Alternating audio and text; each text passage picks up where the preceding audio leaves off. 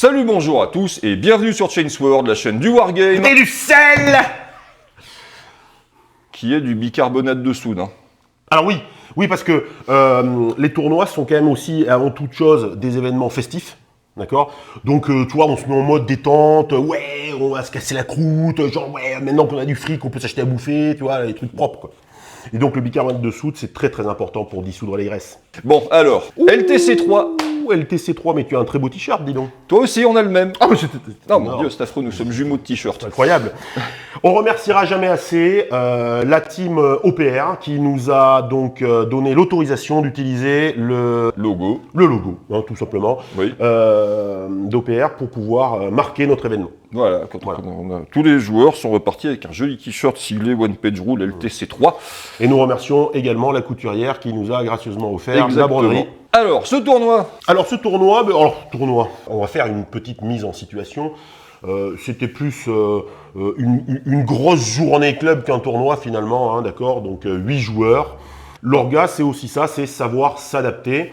Donc on avait pensé... Parce qu'on a été victime de la loi de Murphy, on a eu pas mal de désistements de gens qui, pour des raisons parfaitement valables du reste, n'ont pas pu nous honorer de leur présence. Donc on est quand même moins nombreux que ce qui avait été envisagé à la base. Ce sont des choses qui arrivent, c'est les aléas de l'organisation. Voilà, mutation professionnelle, déménagement, rencontre de personnalités dans notre sexe. Bien. Et donc, du coup, on s'est retrouvés à 8. On remerciera jamais assez les gens qui ont fait l'effort de se déplacer nous voir. Gab, Ben, oui. Twist. Et du coup, qu'est-ce qu'on a fait? On a fait donc 3 rondes sur la journée, avec en priorité ce coup-ci la volonté quand même de faire affronter en première intention des gens qui n'ont pas l'habitude de jouer les uns contre les autres. Oui. Et puis après, mise en place de la ronde suisse classique, hein, d'accord. Donc comment ça se passe? Première ronde, pour débourrer un petit peu les intentions de chacun, on part sur le scénario type, classique, OPR, pour remettre tout le monde dans le bain. Parce que c'est toujours bien de revenir aux fondamentaux. C'est ça. Le scénario classique, hein, déploiement sur la longueur de table, avec D3+2 objets à aller cliquer, et on score T4. Pas de règles particulières spéciales, voilà. Donc c'est pas là pour créer des écarts fondamentaux dès le début, c'est là pour juste dégager des vainqueurs, des vaincus. Pour la ronde suisse suivante, où effectivement, on le verra après, les scorings seront plus importants. Donc cette première ronde... Alors on va peut-être d'abord, parce que déjà détaillé, 2 choses. Tu n'as pas joué ce tournoi, non. Tu t'es concentré sur ton rôle d'organisateur. Bon, c'est vrai qu'à 8, on a plus l'impression, en tant qu'orga, d'être un contrôleur SNCF dans un train sans voyageurs.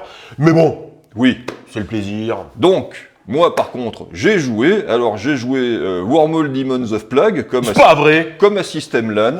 Parce que c'est pas parce qu'on a échoué. Alors, pas à s'amuser, hein, parce qu'une fois de plus, System LAN était un excellent tournoi.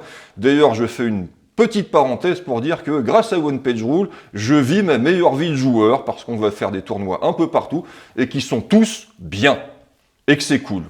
C'était pas terrible à System LAN, mais Wormhole Demons of Plague, donc je me suis dit, ne restons pas sur un échec, on va refondre la liste pour compenser les petits défauts qu'on pouvait avoir, notamment un manque de mobilité. On y retrouvera dedans l'indispensable Prince Démon exalté, ce coup-ci on est à 2500 points et plus de 2000, donc on peut vraiment le booster à fond. On va rajouter un autre Prince Démon volant avec des Furies of Plague, parce qu'il me manquait de mobilité. Là, j'ai du flying, donc je serai plus embêté par le terrain pour aller chercher des objets ou des adversaires. À ça, on a rajouté le classique pack de 10 porte-peste avec un Prince Démon dedans, l'état-major complet, le rending, le Prince Démon de mauvaise humeur, voilà. Un gros pack de 6 socles de Nurglings avec un champion qui leur file la régène pour avoir T21 points de vie. Avec Putride et Régène, histoire que quand tu es sur un objet, tu le gardes. Et en plus de tout ça, on a mis 10 Demons of Plague tout nus, 150 points les 10, qui ne sont là que pour faire du scoring d'occupation de table. Et pour boucler tout ça, une bête de Nurgle et un enfant du chaos. L'enfant du chaos parce qu'il tape plus fort que la bête de Nurgle et que ça me fait une petite activation pas chère aux alentours de 150 points. Avec le Strider. Exactement, donc lui, il sera destiné essentiellement à être en scout. Et une bête de Nurgle qui, elle, sera plus destinée à être en FEP, parce qu'il faut qu'elle arrive pas trop loin pour pouvoir lancer son malus au mouvement à l'adversaire. Tu choisis un adversaire dans un rayon de 6 pouces, tu lui imposes -2 quand il se déplace normalement, et -4 quand il court ou charge. C'est très bien d'avoir ce petit quelque chose qui te permet de cibler l'unité adverse pour lui dire « toi, tu bougeras beaucoup moins bien ». Ça te permet également de ne pas avoir à cramer les sorts de ton prince démon pour lancer le sort de malus de mouvement. Donc de te concentrer sur les sorts offensifs. Là, on a une liste qui est beaucoup plus homogène et beaucoup plus cohérente que celle que j'avais à System LAN. Ça tape dur, ça bouge globalement bien, ça peut faire de l'objo, tout le monde est content. Et évidemment, tous mes persos sont casters, 3 ou 2, parce que la magie chez les Demons of Plague est tellement bonne que ne pas la jouer serait une erreur. Donc, première ronde. Première ronde, je tombe sur Twist. Je suis tombé sur Twist. Twist qui jouait Blessed Sisters. Beaucoup d'unités, beaucoup d'activations. Donc dans sa liste, on a des Repentia, donc des Fanatic Sisters par 5. Une High Sister qui rejoint des Vanguard avec donc des scouts, avec du fusil à pompe, du fuseur, parce que tant qu'à ne pas tirer trop loin, autant avoir des tirs qui ont de l'impact. 2 packs comme ça, donc déjà elle peut prendre la table, s'approcher assez près et te faire mal. Une High Sister qui va avec des réacteurs dorsaux qui va rejoindre des pistoliers, donc en FEP. On a du plasma, ça permet d'arriver pas trop loin, de faire un petit peu d'impact.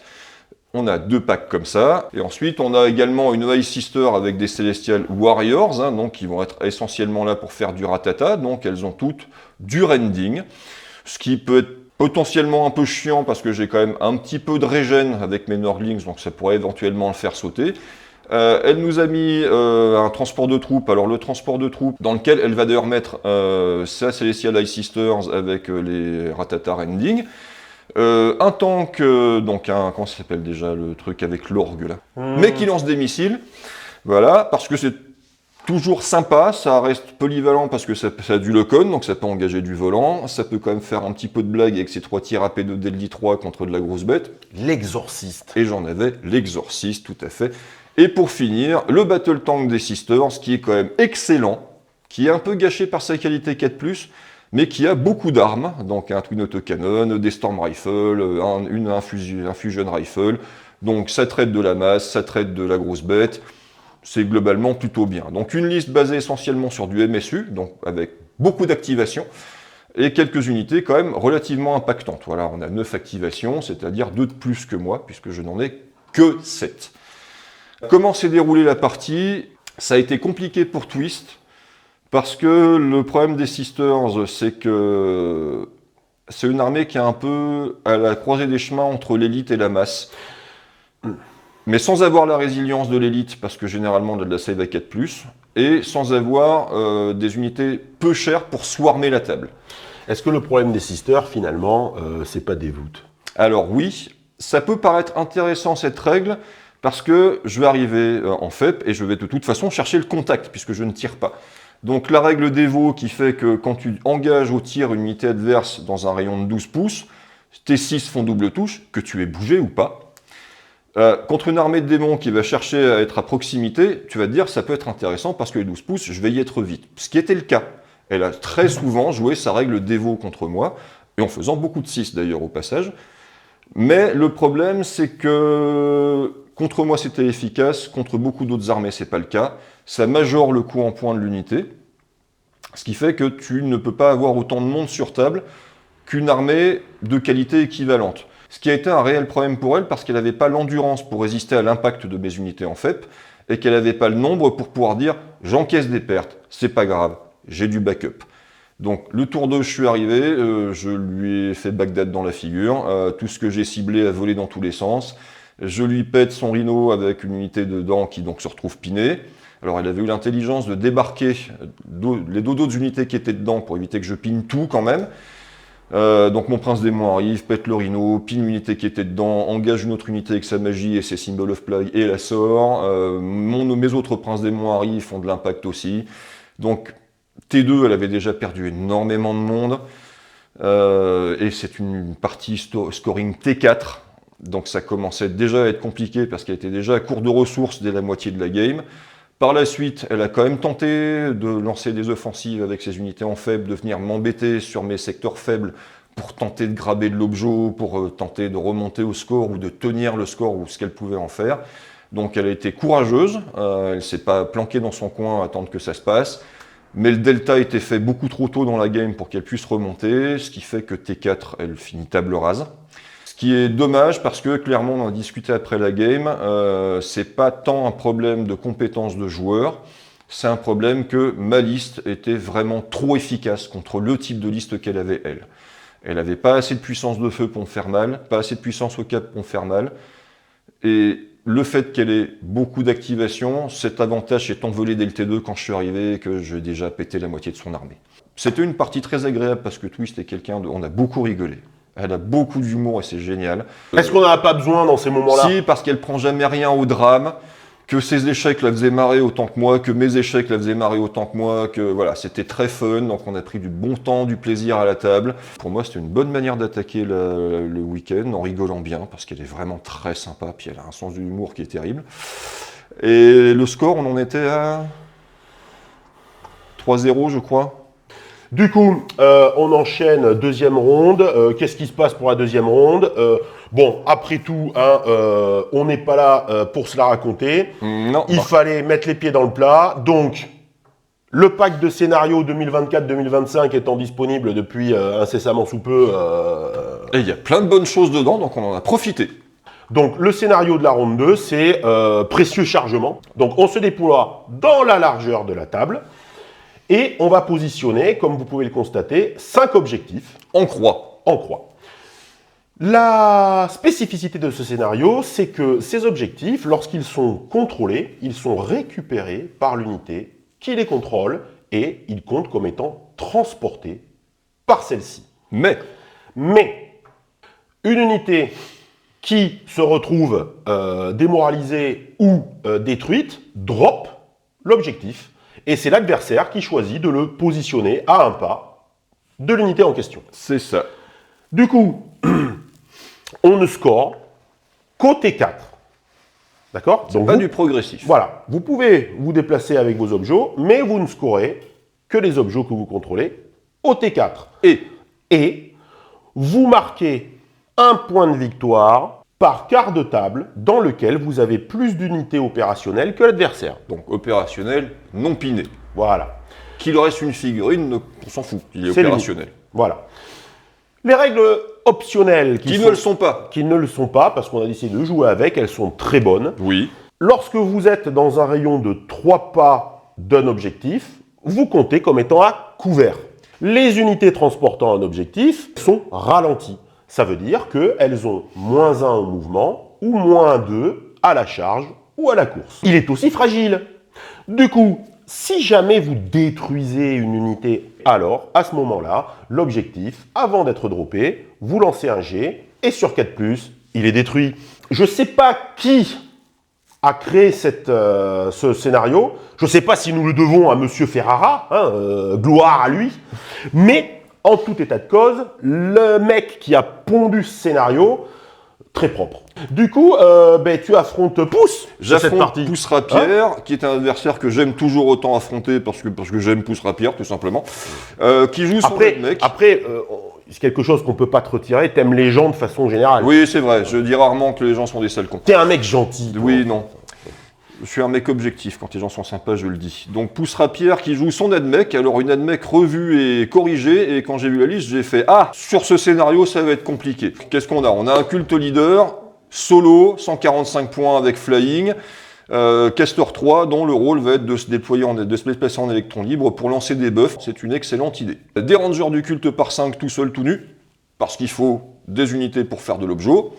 On a Insect Leader avec des Stalkers qui donc va leur donner Fast, Furious, Super Fast même, donc les merdiers charge à 20, les Sect Stalkers par 10 avec chacun 2 attaques AP1 rending à 3+, Super Fast, Furious, enfin bon bref, l'unité de CAC qui tape super fort, ouais, voilà, fort. Mais vraiment c'est très très bon.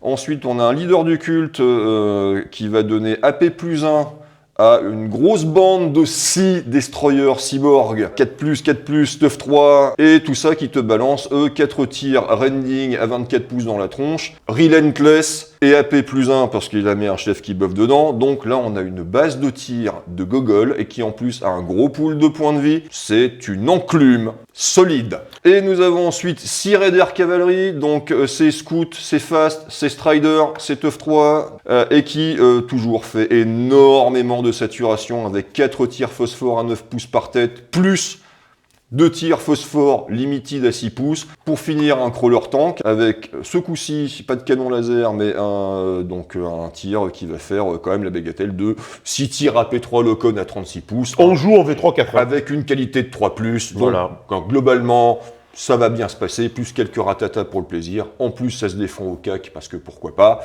Et pour finir, un Dragoon Walker, 3+2+, défense à 6, 225 points, pour 2 attaques de stomp AP1 et 4 attaques de lance taser. Donc quand il AP1. charge, le merdier touche à 2+, avec AP2. Il est Strider, il est Stealth, il a Fear 1, bon, pour 225 points, c'est une excellente unité de cac. Qu'il a une liste qui cac bien, qui se projette bien, qui sature énormément, c'est tout ce qu'on aime chez l'ADMEC, c'est une liste belle, bien construite et qui a été bien jouée. La partie a été compliquée. Mais c'est là, sur cette game, que j'ai compris qu'il y avait un problème. Donc T1, on s'observe, on commence à aller graber des objectifs avec moi, ce que j'avais en scout.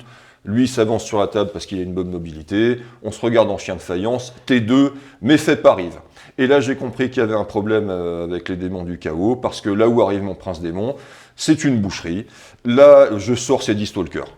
Avec, il restait leur chef, qui en plus a raté son test de co. Donc déjà, c'est des stars de cac, dégage. Ok. Ensuite, mon prince démon les a lavés avec ses Symbol of Plague et sa magie. Donc il a même pas caqué. Ensuite, il charge le Walker Dragoon et il le sort. Ouais. Donc déjà, ces 2 bonnes unités de cac, ça dégage. Tu sors le montant en points de ton prince démon. Sans transpirer. Sans transpirer.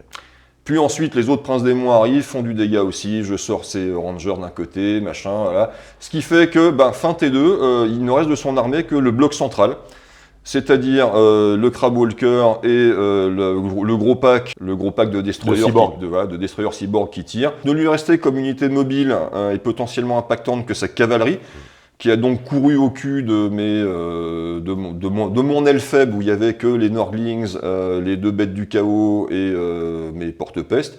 Porte-peste qui ont foutu le camp pour se planquer derrière un mur. Et en manœuvrant bien, parce que j'avais plus d'activations que lui, j'en avais qu'une, même s'il était impactant quand j'avais 3 activations. Donc en séquençant bien les activations, j'ai pu faire du damage control sur ce secteur-là, l'empêcher de m'enfoncer avec sa cavalerie, de me récupérer les 2 objets que j'avais à cet endroit-là, parce que là je les aurais perdus, ça aurait été douloureux. Et au final, j'ai même réussi à finir par sortir sa cavalerie. Et on se quitte sur un score de 7-2. 7-2. Et oui, parce qu'après, tu as plus de monde, donc tu grabes les cartes de table. Du coup, voilà, moi après j'ai fait du micro-mouvement pour le goal average, la victoire était acquise. Donc pour le goal average, je me positionne sur les cartes de table que je peux. Voilà, donc lui ne conserve qu'un objet et son quart de table. Donc 2 points à 7. Compliqué.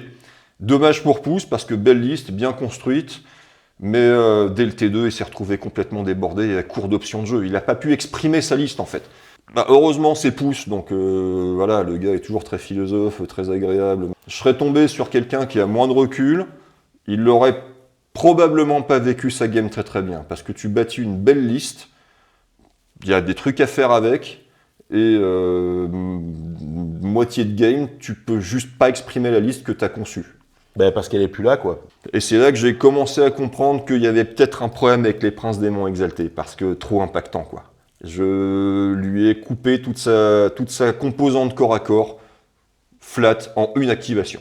On enchaîne sur la 3e ronde. Oui. Dernière de la journée. Donc là, encore une fois, on décide d'utiliser un des scénarios du pack tournoi 2024-2025 d'OPR.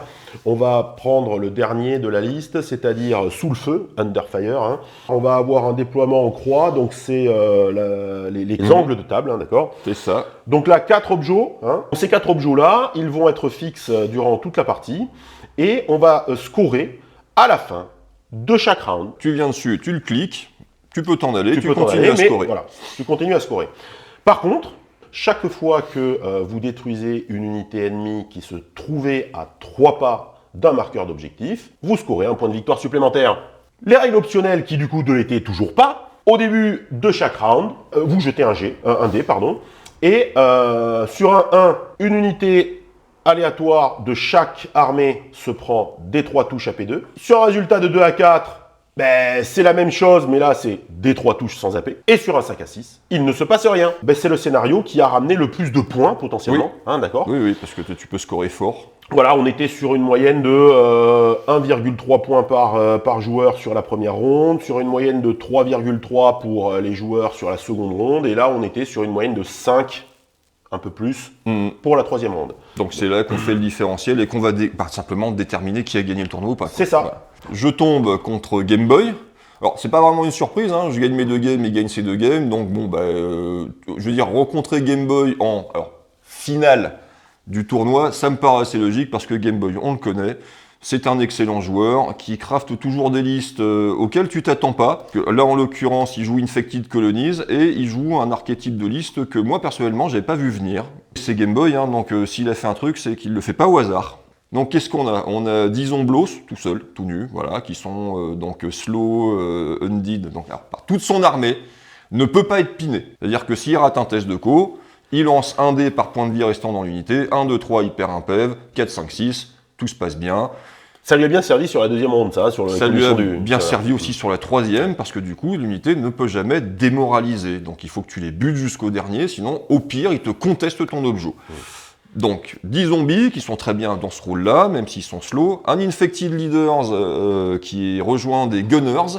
Alors, l'Infected Leaders qui leur donne l'Advance Tactique. Parce que cette armée y a accès, que Game Boy étant un garçon intelligent, il sait à quel point c'est structurant. Je l'ai vu faire, il s'en sert énormément pour se dégager des lignes de vue pour créer au contraire des cordons. Les Gunners qui sont 5+5+, Relentless et qui ont 18 tirs AP1. Relentless, c'est bon. L'unité en soi n'est pas excessivement chère, elle ratatate énormément, donc c'est une solide base de tir. Ensuite, on a un Great Hunter dont le boulot a été de mettre des énormes baffes au corps à corps, qui rejoint un pack de Hunter dont le boulot a été de mettre des énormes baffes au corps à corps, sachant que tout le monde est embouche Strider, que ça te met des quiches AP1 Rending et que le chef te met des quiches AP4. Et ça, il en a mis 2 unités comme ça. On a un Monstrous Tyrant, hein, donc Tough 6, tout va bien, qui rejoint des Lich Swarm. Non. Des Lich Swarm solo parce que c'est bien de ne cramer que 65 points pour tenir un objet. Des Rabbit Dogs, donc des chiens, hein, donc c'est fast, c'est scout, c'est 2 attaques rending par tête pour 240 points, c'est très bien pour prendre de la map, aller impacter au CAC, c'est une bonne unité. Un buggy et des véhicules undead, c'est quand même trop de la balle, équipé d'un twin autocanon, donc le machin te balance quand même 6 tirs AP2 dans la bouche. Un battle tank qui te fait soit du ratata, soit du canon laser, donc c'est très bien pour splitter tes tirs et traiter 2 tirs de types de cibles différentes. Et pour finir, un combat walker, une 6 milli sentinelle, qui avec twin laser machine gun, 6 attaques AP3, ça déblaye pas mal. Donc on a une bonne composante de CAC, on a une solide composante de tir. Il y a quand même de la mobilité avec de l'embouche, avec du scout, avec du machin. Il y a des petites unités pas chères pour faire du scoring. Comme c'est tout undead, les scoring, les objets, tu les tiens. Donc, très belle liste, très bon joueur. Donc forcément, ça a été une partie très disputée. Premier tour, on s'observe. Deuxième tour, j'arrive. Mon impact a été moins fort que sur les précédentes games, pour des questions de variance de dés, et aussi pour le fait que c'est du undead. Donc je ne peux pas compter sur le test de co. Malgré tout, mon prince des rois arrive, lave les 10 chiens. Et ensuite, impacte la sentinelle et la sort. Donc comme d'habitude, hein, là où il arrive, il n'y a plus rien. T'as bien appris. Et oui, parce que t'as lavé l'unité fast. Et oui. Parce que t'avais des mauvais souvenirs en orgueil. Oui, d'une unité fast qui me distance. Et là, donc je suis arrivé, effectivement, j'ai mis ma magie, mes Symbol of Plague sur les chiens pour les dégager, pour qu'ils ne viennent pas dans ma zone me contester ou me graber mes objets. Je détruis la sentinelle. Mes autres unités, j'avais un flanc relativement faible, donc j'ai fait un peu pareil que contre Pousse-Rapière. J'ai fait de la micro-gestion pour tenir aussi longtemps que possible. Mon objet chez moi est rapidement devenu inaccessible pour lui parce qu'un de ses flancs venait de se faire laver par mon prince démon exalté. Son autre flanc, il a mis 2 tours à laver tout le monde. Mes autres unités à fort impact arrivent, font du combat à droite à gauche. Sur la durée et l'usure, je finis par lui faire beaucoup de dégâts. On arrive fin T3, début T4, il a plus suffisamment de monde sur table pour pouvoir avoir des solutions de jeu. Donc je me retrouve finalement à pouvoir assez confortablement scorer sur le T4, mais il a vraiment fallu attendre la dernière extrémité de la game pour qu'il se trouve à court d'options. Parce que à chaque fois qu'il a option, Game Boy il l'utilise. Hein, voilà. Et il a fait plein de petits tricks de mouvements pour me priver de scoring, pour me priver de points, pour me ralentir, pour m'emmerder, pour me coordonner, pour éviter que j'aille impacter, reprendre l'objectif tout de suite. Putain, il t'a pas offert la game, quoi. Ce qui fait que bon, la partie a été très serrée jusque début T4. Au T4, 17. voilà, au T4, il s'est avéré qu'effectivement le delta de points était, enfin, même pas le delta de points, il était à court de ressources, tout simplement. Partie absolument passionnante, alors plus tendue que les autres, alors pas tendue dans le sens mauvaise ambiance à la table, hein. Mais là, vraiment, il a fallu brainer, c'était moins facile que contre les autres adversaires, alors pas que mes autres adversaires ont mal joué, mais c'était moins facile parce que, effectivement, j'avais fait plus d'impact à mon tour d'arrivée et que c'était plus facile de dérouler contre les autres. Et là, il a quand même fallu qu'on s'emploie, qu'on fasse des petits tricks de micro-gestion, qu'on réévalue nos plans à peu près en permanence, ce qui est très, très stimulant intellectuellement. Donc je trouve ça cool de finir le tournoi sur, entre guillemets, une vraie finale contre un adversaire qui n'est pas là pour planter des fraises et qui te le fait bien comprendre. Donc du coup, les résultats de cette petite journée club, hein, parce qu'on parle depuis tout à l'heure de tournoi, mais bon... Donc j'ai fait 3 wins. Oui, d'accord, mais bon... mais c'est suffisamment rare pour être noté. C'est vrai, on est d'accord. Donc du coup, résultat de cette petite journée club, donc tu finis premier, Gab pas loin derrière, et Aramir qui crée la surprise, hein, n'est-ce pas, avec ses nains. Tout le monde repart avec son petit lot. D'ailleurs, quand même, je note un truc, c'est que depuis tout à l'heure, tu spams, c'est pas vraiment un tournoi, c'est une rencontre amicale du week-end. En fait, tu dis ça, que c'est pas un tournoi, parce que c'est moi qui ai gagné. Parce que tu ne peux pas t'empêcher de me dévaloriser. Donc non, c'était un tournoi, et j'ai gagné un tournoi. Vous voyez ce que je subis au quotidien ? Oui. Bien, donc comme je le disais, nous, on est un club de maquettes à la base. Les Morts du Ariégeois, et donc il était important lorsqu'on commence à parler de poutres, de game, de machin, tout ça, de revenir sur la base du hobby. La base du hobby, c'est quoi ? C'est monter, peindre et assembler. Mais tu veux monter, peindre et assembler ces figurines avec amour, passer du temps dessus. Ce qui est notre approche, ce qui n'est pas vocation à être une vérité universelle. Mais c'est néanmoins notre vérité à nous et on la respecte. Oui. Voilà.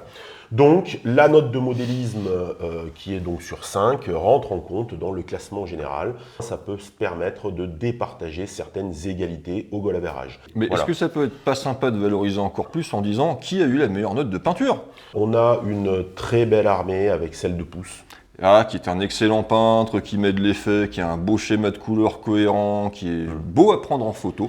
Et Gab avec ses nergleux qui sont quand même relativement propres. Ah oui, clair. Gab peint bien, en plus il fait toujours des petits effets rigolos, là, des espèces d'effets de fumée verte qui sortent qui sortaient de ses coccinelles. Du coup, écoutez, pour ce tournoi-là, nous, on a envie presque de mettre en place un système on va se revoir. Oui. Parce que c'est important de se revoir, c'est important d'organiser ce genre d'événement pour la communauté, pour montrer non seulement qu'on existe, mais aussi pour la faire vivre. Ça veut dire donner envie aux gens de venir nous voir, mais aussi et surtout aller voir les gens pour montrer qu'on existe. Ça veut dire que nous, on parle, alors dans la mesure de nos possibilités, encore une fois, parce qu'il y a aussi la vraie vie qui nous rappelle très souvent à elle. Mais voilà, se déplacer, aller voir des gens, faites des rencontres, c'est super fun. Vous allez rencontrer des personnalités auxquelles vous ne vous attendiez pas. Il y a un état d'esprit nouveau à chaque fois, c'est cool. Vous allez prendre du plaisir à revoir les gens que vous appréciez, c'est génial. Alors attention, quand on dit montrer qu'on existe, on ne parle pas de la chaîne. Hein, des gens en général. Tout hubris mis à part, la communauté d'OPR. Voilà, vous existez, vous faites vos parties de garage, vous faites vos parties club, essayez d'aller voir ce qui se passe autour de vous, c'est génial, vous allez rencontrer des gens sympas, c'est cool. N'hésitez pas parce que, je le redis encore une fois, je vis actuellement, depuis que je me suis mis au OPR, ma meilleure vie de wargamer, parce qu'à chaque fois qu'on sort en sortie extérieure, on rencontre que des mecs sympas, et vraiment des mecs géniaux, même avec une bonne organisation, avec une bonne ambiance, on rigole et tout, c'est super. La langue française est très riche, elle nous permet de nous exprimer avec une sémantique foisonnante.